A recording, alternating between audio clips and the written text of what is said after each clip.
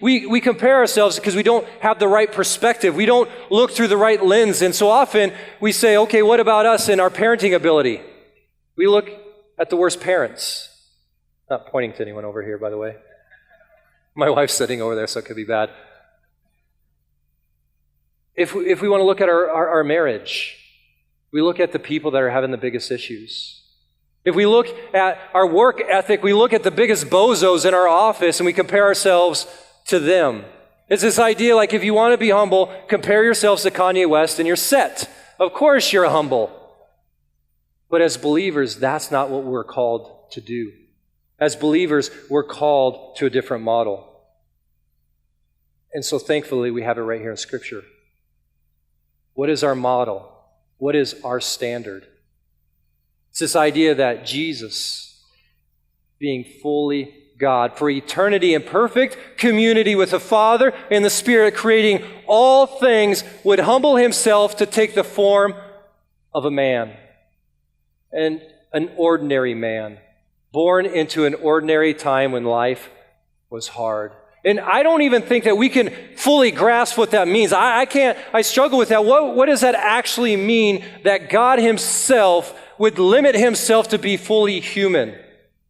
We can't even fully grasp that. But then it goes on to say that not only that, but he grew up poor. He grew up blue collar. He was a carpenter.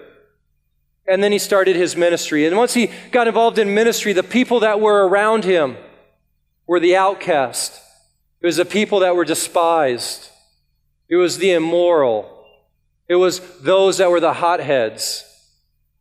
And then in his ministry, often he was misunderstood. He would go from place to place. Often we hear that he's hungry. We hear that he's tired, exhausted. At one point, he falls asleep in a little boat when there's a giant storm raging. He's exhausted. God, eternal, put himself in the form of man. But it doesn't stop there. We know that eventually, because of his ministry, because he's going to look after the interest of others, being us, the will of the Father as well, that he's eventually going to be betrayed by his friends. He's going to be unjustly accused of a crime he didn't commit and eventually murdered. Now that alone we should wrestle with, this humility that a just man would be willing to give up his life. In the context, we think about these doctors that have the North America security and they're willing to give all that up to go to Africa, to go to other places and to risk their lives to serve those with a deadly disease. But yet, Jesus is so much more than that. And not only did he die, but he went to death on a cross. The most humiliating way a person could die. Stripped naked, beaten beyond comprehension, beaten so no one could even recognize who he is. Hanging on a cross, fully naked, exposed, being mocked, have no control over his bodily functions. And as he's hanging there on the cross, he says, Father, forgive them.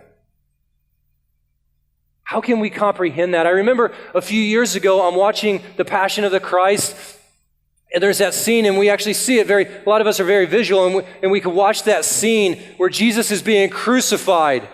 And inside of us, we're thinking, Jesus, call down millions and millions of angels and kill everybody. Because that is what would be right to do. That's what we deserve. Because you don't deserve to go to the cross. You don't deserve to be humbled like this.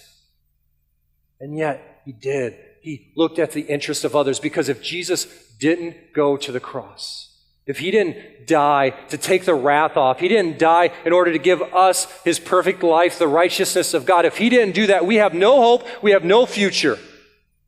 So he's worried about our interest, doing the will of the Father.